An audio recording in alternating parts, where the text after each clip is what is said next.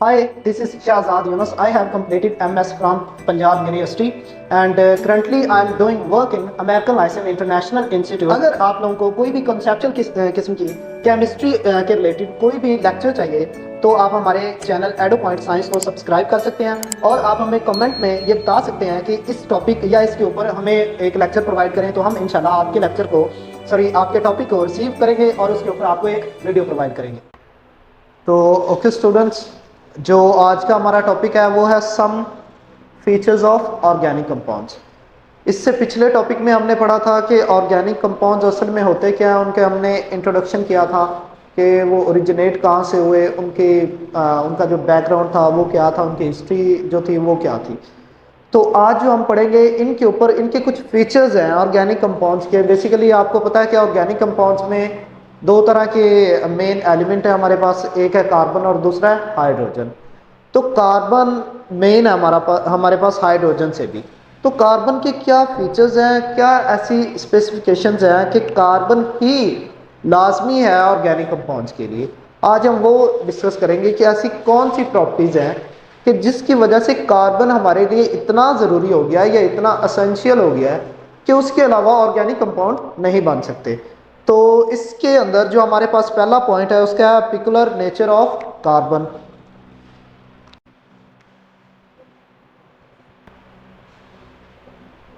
Peculiar nature of carbon mean के कोई एक ऐसी स्पेसिफिक यूनिक प्रॉपर्टी के जो कार्बन में हो और जिसकी वजह से वो कार्बन ज़रूरी है हमारे लिए ऑर्गेनिक कंपाउंड्स के लिए। तो वो ऐसी कौन सी प्रॉपर्टी है कि जिसकी वजह से हमारे लिए कार्बन इतना ज़रूरी है। तो वो है इसके लिए इस सबसे पहली जो मेन और बेसिक आ जाती है वो है कैटिनेशन। कैटिनेशन आपने मैट्रिक में पढ़ चुके होंगे इसके बारे में। कैटिनेशन की जो अगर आप केमिस्ट्री मैट्रिक की केमिस्ट्री देखें तो उसके अंदर कैटिनेशन की थोड़ी सी डिटेल लिखी हुई है कि व्हाट इज़ कैटिनेशन, होता क्या है असल में, उसके बारे में ना वहाँ पे लिखा हुआ है। तो कैटिनेशन क्या है? कैटिनेशन एक ऐसी यूनिक प्रॉपर्टी है कार्बन की कि वो कहता है कि it's ability of carbon atoms to form other carbon atoms long chains. वो कहता है कि it's ability of carbon atom to other atoms form a long chain.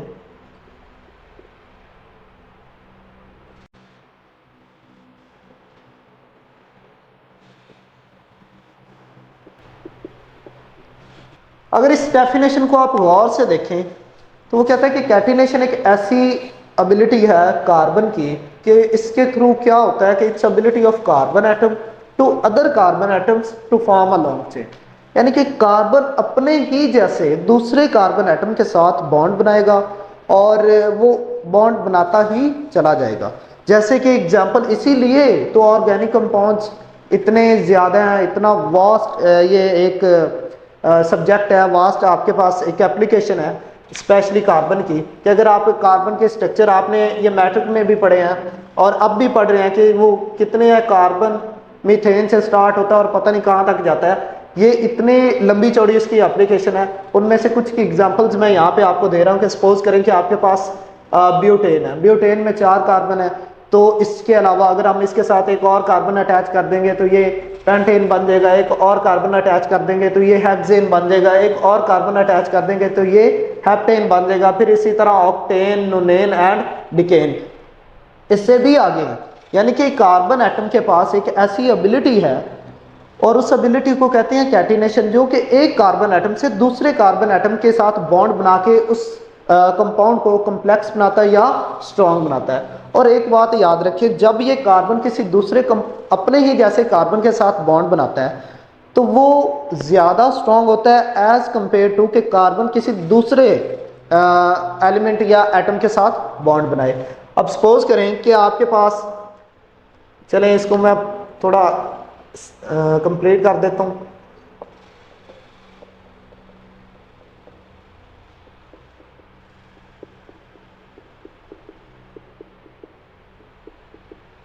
एक नॉर्मल डिकेन आपके पास है, ठीक है। अब हम बात कर रहे हैं कि कार्बन अगर अपने ही जैसे कार्बन एटम के साथ बॉन्ड बनाता है तो वो इतना स्ट्रॉन्ग है as compare to other atoms के साथ। अब इसका कार्बन जब कार्बन एटम के साथ बॉन्ड बनाएगा तो अप्रोक्सीमेटली इनके दरमियान जो एनर्जी होगी वो होगी 355 किलो जॉल पर मोल, इतनी एनर्जी होगी। अगर सपोज करें कि कार्बन किसी दूसरे एटम के साथ बॉन्ड बनाता है, जैसे कि कार्बन ऑक्सीजन के साथ बॉन्ड बना रहा है, तो उनकी जो एनर्जी होगी वो वीक होगी। और ये अगर आप अपनी मैट्रिक उठा के देखें तो ये मैट्रिक में सारी बेसिक बातें हैं, ये लिखी हुई हैं। अच्छा, अब क्वेश्चन ये है कि क्या सिर्फ कार्बन ही कैटिनेशन बनाता है, कि कार्बन ही एक ऐसा एलिमेंट है कि वो लॉन्ग चेन बना सकता है? ऐसी बात नहीं है। कार्बन के अलावा भी कुछ ऐसे एलिमेंट हैं जो कि कैटिनेशन बनाते हैं, लेकिन हम कार्बन को ही क्यों डिस्कस करते हैं? बात यह है क्योंकि कार्बन स्टेबल है,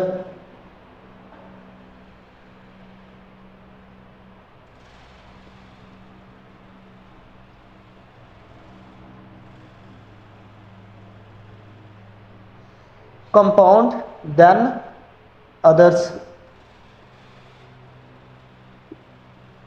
और ये कार्बन एक मोस्ट स्टेबल कंपाउंड है अदर एटम्स की बजाय या अदर कंपाउंड्स की बजाय, कि वो कहते हैं वो थर्मली और केमिकली अनस्टेबल है। ये थर्मली और केमिकली दोनों तरफ से स्टेबल है, जिसकी वजह से कार्बन हमारे लिए एसेंशियल है। और इसको एक कार्बन एटम से दूसरे कार्बन एटम के साथ बॉन्ड बनाने को इसको कैटिनेशन कहते हैं। This is the unique property of carbon atom.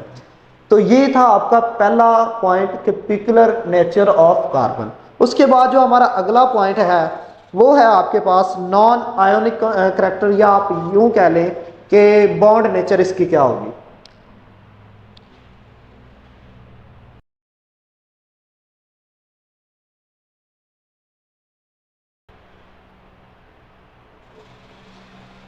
तो स्टूडेंट जरा ये देखें कि अगला जो हमारे पास पॉइंट है ये भी कार्बन के ऊपर ही, ये सारी की सारी कार्बन की ही स्पेसिफिकेशन है कि कार्बन, अब वो यहाँ पे कह रहा है कि non ionic character of carbon atom या बॉन्ड नेचर इसका क्या होगा। तो अगर आप देखें तो जो कार्बन एटम है इसमें सिर्फ और सिर्फ कोवलेंट बॉन्ड बनता है। उसकी वजह आपने ये नाइन्थ की केमिस्ट्री में आपने ये पढ़ा होगा, एटम्स वाला, स्ट्रक्चर ऑफ एटम्स वाला, कि जो एटम्स होते हैं वो आपस में क्यों रिएक्ट करते हैं, कैसे वो इलेक्ट्रॉन गेन करते हैं, कैसे वो इलेक्ट्रॉन को डोनेट करते हैं, किस तरह वो इलेक्ट्रॉन्स की शेयरिंग करते हैं। ये सब कुछ आप नाइन्थ की यानी कि बेसिक केमिस्ट्री के अंदर पढ़ चुके हैं। यहाँ पर हमने वहाँ पे एक बॉन्ड को रीड आउट किया था जिसका नाम था कोवलेंट बॉन्ड। कोवलेंट बॉन्ड की डेफिनेशन कुछ यूं थी कि it's ability of carbon atom या its mutual sharing of carbon atom to other carbon atoms, या अगर हम बेसिक की बात करें तो उसमें कुछ ये थी कि mutual sharing of electron from one atom to another atom. तो इसके अंदर म्यूचुअल शेयरिंग हो रही है एक एटम से दूसरे एटम के दरम्यान, और इसमें सिर्फ और सिर्फ कोवलेंट बॉन्ड बनता है। और आयनिक बॉन्ड क्यों नहीं बनता? अब क्वेश्चन ये है क्योंकि आपने कुछ रूल्स भी पढ़े हैं। वो रूल्स कौन से हैं कि अगर हमारे, अब कार्बन एटम का जो एटॉमिक नंबर होता है वो आपको पता है कि कितना होता है? 6 होता है। अब इसके जो आखिरी वाला शेल होता है इसमें 4 इलेक्ट्रॉन होते हैं। ये कुछ इस तरह का स्ट्रक्चर है। कार्बन एटम का जो एटॉमिक नंबर है वो है 6, आखिरी शेल में इसके 4 इलेक्ट्रॉन है। इट मींस हमने रूल पढ़ रखा है कि अगर आखिरी शेल में 3 या लेस देन 3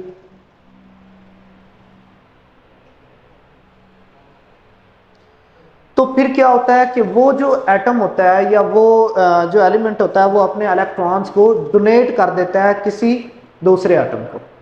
लेकिन यहां पर तो 3 से ज्यादा है। और एक और रूल है हमारे पास,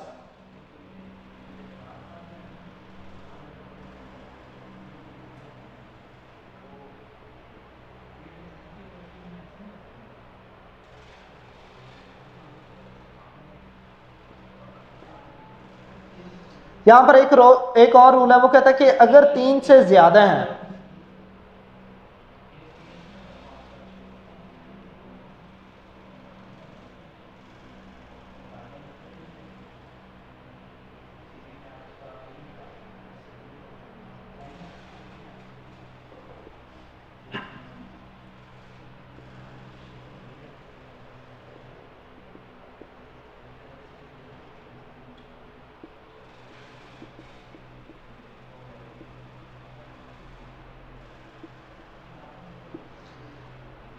देखिए बच्चे, इन कुछ रूल्स को ज़रा गौर से पढ़ें। वो कहता है कि पहला रूल हमारे पास ये है कि अगर 3 या उससे लेस इलेक्ट्रॉन हो वैलेंस शेल में, valence shell, outermost shell, last shell एक ही बात होती है। आखिरी शेल के बारे में हम बात कर रहे होते हैं कि वो आपका वैलेंस शेल भी होता है, आउटरमोस्ट शेल भी होता है। अगर वो कहता है कि आउटरमोस्ट शेल में आपके पास 3 है या उससे कम इलेक्ट्रॉन है, तो वो जो एटम है अपने इलेक्ट्रॉन को किसी दूसरे एटम को डोनेट कर देता है। अगर तो उसके शेल में 4 या उससे ज़्यादा इलेक्ट्रॉन है तो वो फिर एक्सेप्ट करता है, सॉरी यहाँ पे 4 नहीं 5 इलेक्ट्रॉन है, 5 are more than atoms in valence shell then gain electron. वो कहता है कि अगर तो उसके आखिरी शेल में 4 5 या उससे ज़्यादा इलेक्ट्रॉन है तो वो क्या करेगा कि किसी दूसरे एटम से इलेक्ट्रॉन्स को गेन कर लेगा।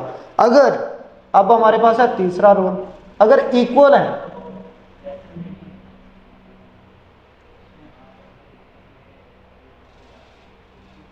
अगर इक्वल इलेक्ट्रॉन्स है, जैसे कि अब इसके पास इसके वैलेंस शेल में 4 इलेक्ट्रॉन है, तो ये क्या करेगा, ये उसको डोनेट नहीं करेगा। क्यों नहीं करेगा?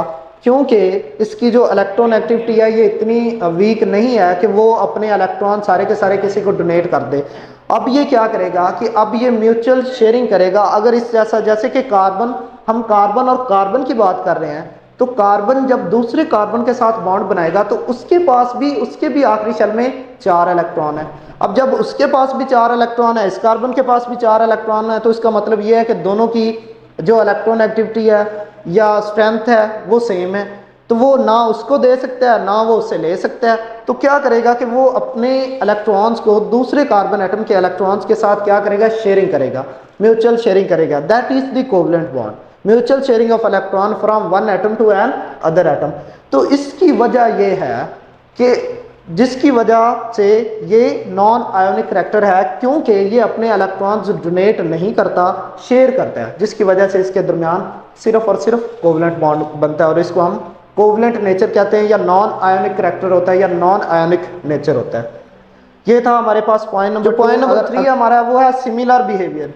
अच्छा, वो कहता है कि सिमिलर बिहेवियर मीन्स, क्या मतलब है सिमिलर बिहेवियर? इसका मतलब ये है कि कार्बन, हमने पढ़ रखा है कि ऑर्गेनिक कंपाउंड्स के अंदर कार्बन होता है, तो कार्बन में एक सीरीज कहते हैं जिसको कहते हैं होमोलोगस सीरीज। होमोलोगस सीरीज का क्या किरदार है कार्बन एटम्स में या ऑर्गेनिक कंपाउंड्स में, वो जरा हम देखते हैं। आप यूं समझ लें कि होमोलोगस सीरीज की वजह से ये सिमिलर बिहेवियर्स शो करते हैं। अब ये होमोलोगस क्या है? आपको पता है कि होमो मीन होम से निकला है, एक ही फैमिली से ताल्लुक रखने वाले जो एटम्स होते हैं उनको यानी कि होमो कहा जाता है, होमो एटम्स, होमो कंपाउंड्स कहा जाता है। तो इट मीन्स कि जब इनकी फैमिली को हम डिस्कस करेंगे तो वो ऑलमोस्ट उनकी जो बिहेवियर होगा वो सेम होगा। अगर इनके दरमियान आ जाते हैं फंक्शनल ग्रुप, अगर एक दूसरी तरफ हम बात करें तो इनके दरमियान क्या आ जाते हैं, फंक्शनल ग्रुप। फंक्शनल ग्रुप को ये अडॉप्ट करते हैं, और जो सपोज करें कि एक फंक्शनल ग्रुप मीथेन के साथ है CH3OH, अब ये एक अल्कोहलिक है और ये एक फंक्शनल ग्रुप है।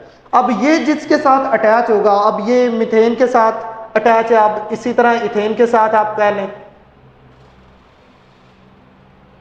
तो इनकी जो बिहेवियर होगा इन दोनों का ऑलमोस्ट सेम होगा, क्योंकि फंक्शनल ग्रुप सेम है। तो अगर आप बात करें मीथेन, इथेन, प्रोपेन, ब्यूटेन, क्योंकि ये सारे अगर जहां पे एन आ जाता है, एन मीन सिंगल बॉन्ड, तो सिंगल बॉन्ड वाले सारे क्या करेंगे, सेम कैरेक्टरिस्टिक्स को शो करेंगे। इट मींस कि इनकी जो फैमिलीज होती हैं, एक ही फैमिलीज के अंदर वो एक ही तरह की सब्स्टिट्यूशन शो करते हैं, एक ही तरह के सब्स्टिट्यूशंस ग्रुप्स देते हैं, एक ही तरह के सब्स्टिट्यूशंस रिएक्शन देते हैं, उनमें कुछ ज़्यादा डिफरेंस नहीं होता, जिसकी वजह से इनका जो बिहेवियर होता है वो सिमिलर होता है। सिमिलर क्यों होता है? ड्यू टू होमोलोगस सीरीज, क्योंकि ये सारे एक ही ग्रुप से ताल्लुक रखते हैं। इट मीन्स उनके अंदर कार्बन और हाइड्रोजन एटम ही ज़्यादा होता है, जिसकी वजह से इनका जो बिहेवियर होता है वो सेम होता है। अगला अगर आप बात करें तो वो है आपका complexity of carbon atom. Complexity of carbon atoms का क्या मतलब है कि ये जो हमारे पास कंपाउंड होते हैं ये कॉम्प्लेक्स कंपाउंड होते हैं, और कॉम्प्लेक्स कंपाउंड का क्या मतलब है कि कार्बन एटम कॉम्प्लेक्स कंपाउंड बनाता है। इसको, इस पॉइंट को जरा गौर से समझें कि क्यों कॉम्प्लेक्स कहा जाता है? आगे अभी आपने थोड़ी देर पहले पढ़ा है कैटिनेशन। कैटिनेशन मीन के कार्बन एटम्स के दरमियान ये एक एबिलिटी है, उनके पास ये एक स्ट्रेंथ है, एक यूनिक प्रॉपर्टी है कि वो एक कार्बन से दूसरे कार्बन के साथ, फिर दूसरे से तीसरे और तीसरे से चौथे कार्बन के साथ वो बॉन्ड बनाते जाते हैं। तो इसका क्या मतलब ये है कि वो एक लॉन्ग चेन बना सकते हैं। जितना लॉन्ग चेन होगा उतना वो कंपाउंड या स्ट्रक्चर कॉम्प्लेक्स होगा। अगर आप बात करें तो यहाँ पे एग्जांपल है आपकी ये सेम बुक में, जो कि है स्टार्च की C6H10O5। अब ये एक स्टार्च की एग्जांपल वो दे रहा है, वो कह रहा है कि स्टार्च एक मोस्ट कॉम्प्लेक्स कंपाउंड है। कि इस n का क्या मतलब है? n का मतलब है may be thousands,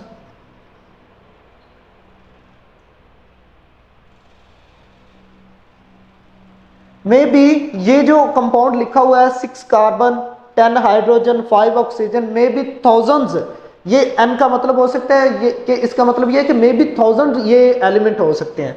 n mean 1000, 100 भी, यानी कि वो according to saturation, according to condition, कि ये जो नंबर ऑफ एटम्स होते हैं ये बढ़ते रहते हैं, ठीक है, अकॉर्डिंग टू सैचुरेशन। तो इट मीन्स जैसे जैसे ये अगर नंबर बढ़ते हैं तो वो कंपाउंड क्या होता है? कॉम्प्लेक्स होता जाता है। इसके अलावा और भी, और इनकी जो रेंजेस होती हैं ये थाउजेंड्स टू मिलियंस होती हैं।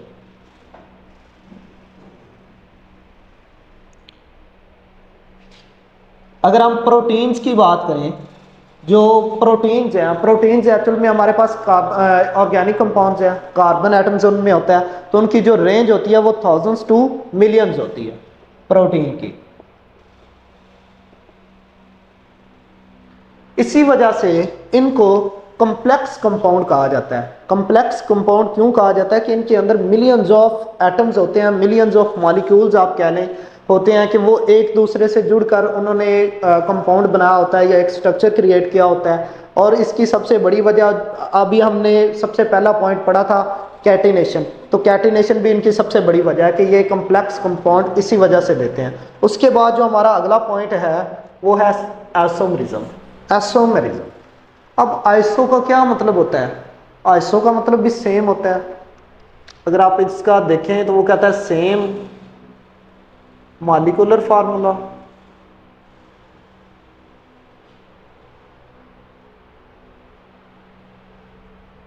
But different structural formula.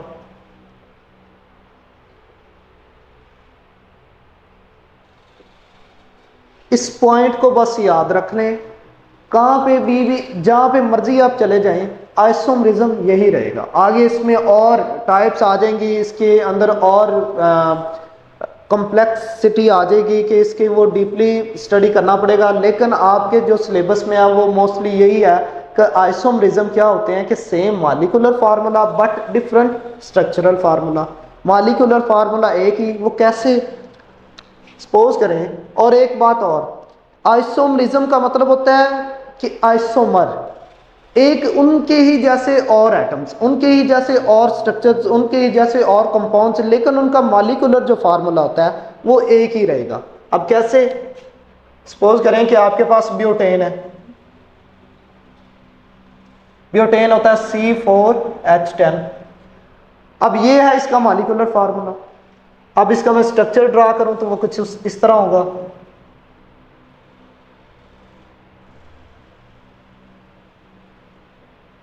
ये है हमारे पास N ब्यूटेन, ये एक हमारे पास आइसोमर हो गया। अब इसका एक और स्ट्रक्चर है, वो कुछ इस तरह है।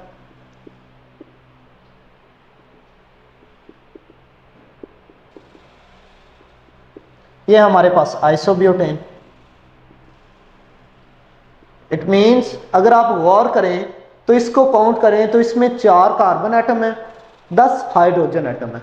सेम उसी तरह इसको काउंट करें, इसमें भी 4 कार्बन एटम है, 10 हाइड्रोजन एटम है, लेकिन इनके नाम डिफरेंट है। ये नॉर्मल ब्यूटेन है, ये आइसोब्यूटेन है, लेकिन इनका मॉलिक्यूलर फार्मूला सेम रहेगा। क्या मॉलिक्यूलर फार्मूला है?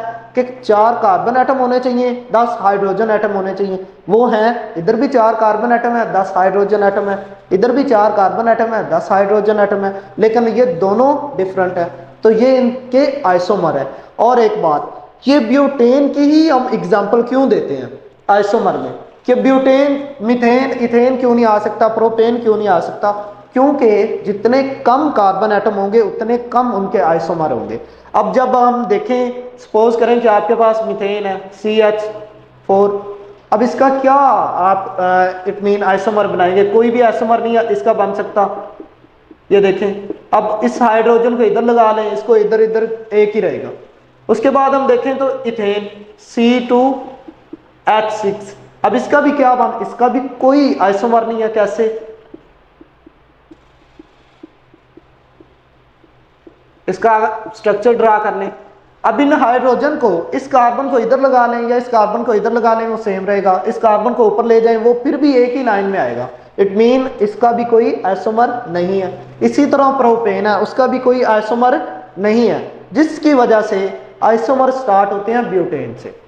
अब जैसे जैसे ब्यूटेन से आगे पेंटेन, हेक्सेन, हेप्टेन, जिस तरह जैसे जैसे ये बढ़ते जाएंगे वैसे वैसे इनके आइसोमर भी बढ़ते जाएंगे। एक और मैं आपको एग्जांपल देता हूँ, सपोज करें कि आपके पास पेंटेन है, आपने देखा ब्यूटेन के हमारे पास 2 आइसोमर थे, 2 स्ट्रक्चर थे, एक था नॉर्मल ब्यूटेन, एक है आइसोब्यूटेन। अब हम यहाँ पे सेम एग्जांपल कर लेते हैं जी पेंटेन की।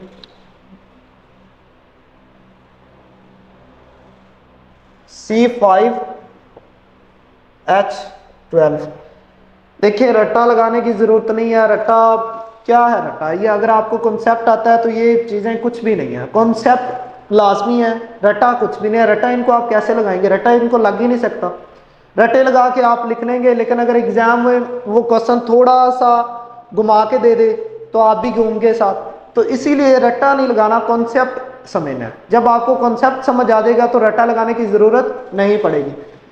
अब वो कहता है कि सपोज करें कि हमारे पास पेंटेन आ गया, वो कहता है जी पेंटेन के आइसोमर आप बताएं कि कितने हैं, तो मॉलिक्यूलर फार्मूला सेम ही रहेगा। अब इसके मैं कुछ इस तरह ड्रा करूंगा, ये इसका पहला स्ट्रक्चर है,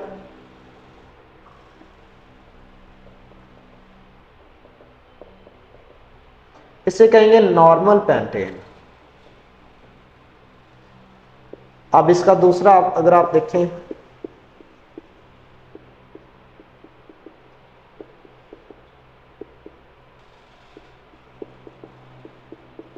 इसे कहेंगे आइसोपेंटेन। अब एक इसका और है,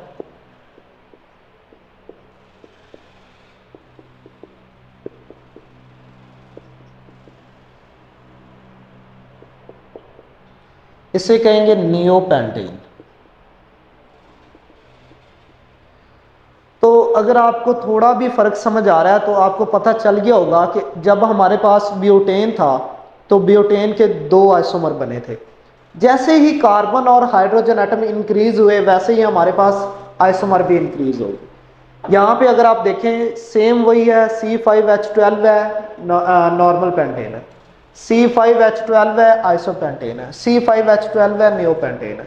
it means same molecular formula but different structural formula. तो ये है आपके आइसोमर्स। उसके बाद हमारे पास जो लास्ट इसका पॉइंट है वो अगर आप देखें तो वो है rates of organic reactions. Rates of organic reaction, अब क्या मतलब है, क्या rates of organic reaction, rates of organic reactions का मतलब ये है कि ऑर्गेनिक कंपाउंड्स किस हद तक रिएक्ट करते हैं किसी दूसरे कंपाउंड्स के साथ। तो आप मुझे देखें एक बात बताएं कि जितना कंपाउंड स्टेबल होगा उतना ही वो कम रिएक्टिव होगा। तो अभी हमने पहले ही में पढ़ा है कि कार्बन एक मोस्ट स्टेबल कंपाउंड बनाता है as compare to other atoms. तो जाहिर सी बात है जबकि कार्बन एक मॉलिक्यूल की फॉर्म में पाया जाता है तो इट मीन्स कि उसके इलेक्ट्रॉन्स उसने अपने पूरे किए हुए हैं अपने शेल में अपना, यानी कि ऑक्टेट या डुप्लेट कंप्लीट किया हुआ है, जिसकी वजह से वो एक स्टेबल है। और इसके ज़्यादातर क्या होंगे कि रेट्स ऑफ रिएक्शन स्लो होंगे या लो रेट ऑफ रिएक्शन आप कर लें।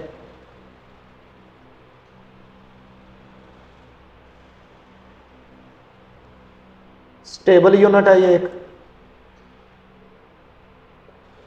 जिसकी वजह से क्या होगा कि ये एक लो रेट ऑफ रिएक्शन देगा। इट मींस ये वेरी रिएक्टिव नहीं होते क्योंकि ये एक मोस्टली स्टेबल कंपाउंड होते हैं। उसके बाद जो आपका आखिरी है वो है सॉल्युबिलिटी। इसके ऊपर बस इतना ही था कि ये एक स्टेबल है, जब स्टेबल है तो इट मींस कि वो ज़्यादा हमें रिएक्शन नहीं देगा।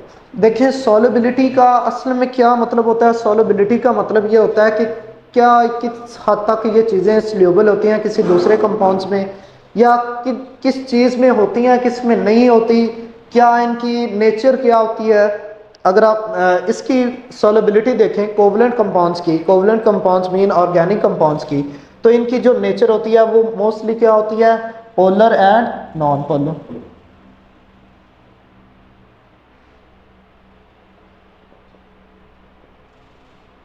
लेकिन आपने वो एक कॉन्सेप्ट तो पढ़ा ही होगा कि जिसे कहते हैं लाइक डिसॉल्व लाइक।